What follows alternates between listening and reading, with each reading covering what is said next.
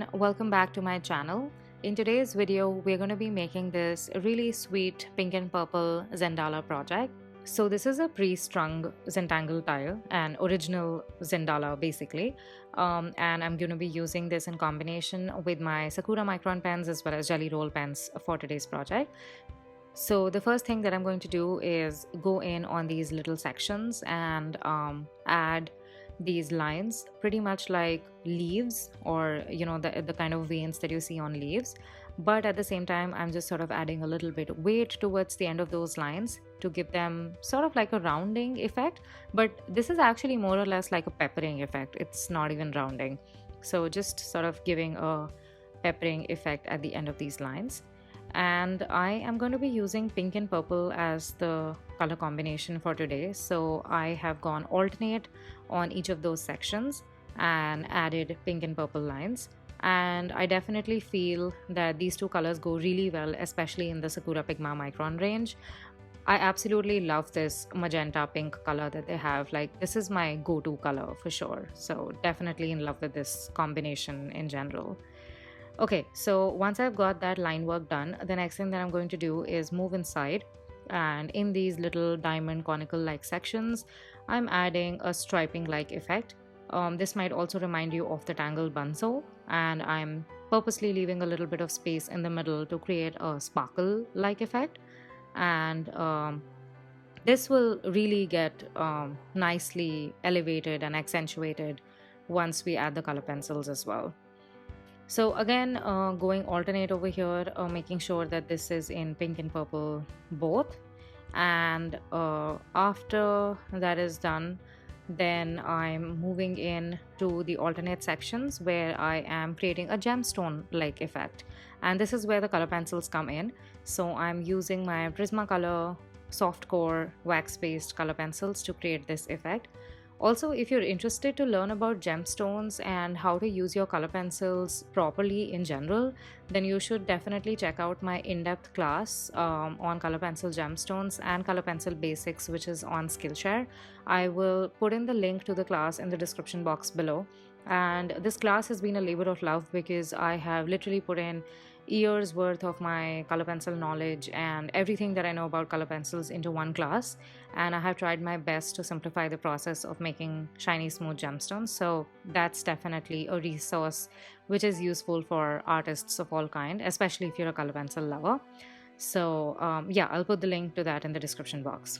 Okay, so coming back to the Zendala, once we have the gemstones done, the next thing that I'm going to do is continue working with my color pencils on those sections in the middle.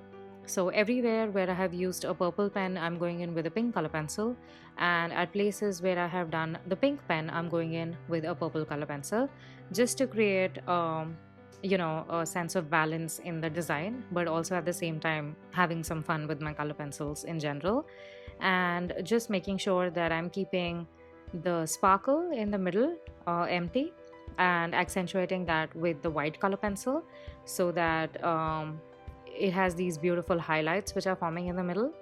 And so just being very mindful of that and making that effect a little bit more sparkly, I suppose.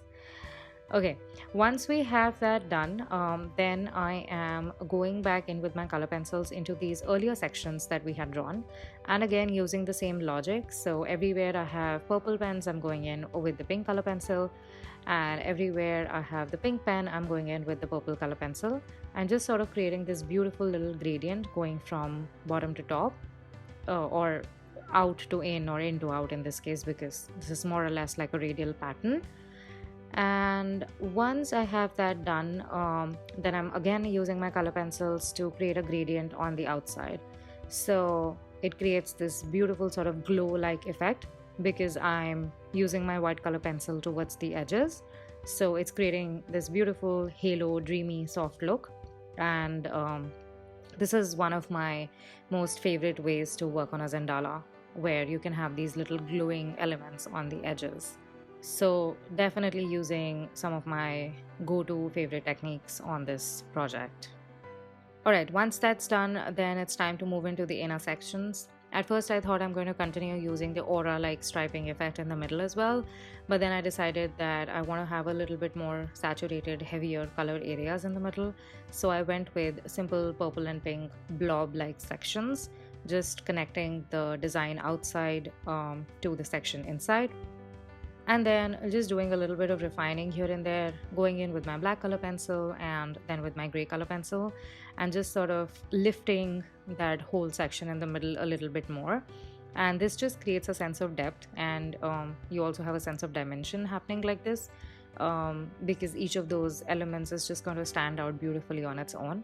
So I love going back on elements and outlining them and enhancing them a little bit here and there. So doing that, and then finally I am bringing in my jelly roll pen to add highlights to the gemstones, and then using the jelly roll pens to also create small spirals, basically print toms, the tangle on the edges, and also adding a few dots here and there with my metallic jelly roll pens. So I love using a combination of different materials in these mixed media projects, and jelly rolls, Prismacolor pencils, and my Pigma Micron pens are sort of like a favorite go-to combination for mixed media Zentangle projects. And I definitely love adding gold accents here and there. I love to have a little hint of opulence in all my projects. So this was definitely a project which had some of my most favorite go-to techniques, and I'm glad that I found the time to do this, because it's always a good idea to go back to your favorite techniques and just do something that you love without the fear of the output, or just you don't want to fear the outcome and the result, and you just want to enjoy the process. So this was definitely a project worth doing it for all the right reasons. So anyway, I've blabbered enough. So this is the project for today, and I hope you had fun watching the video.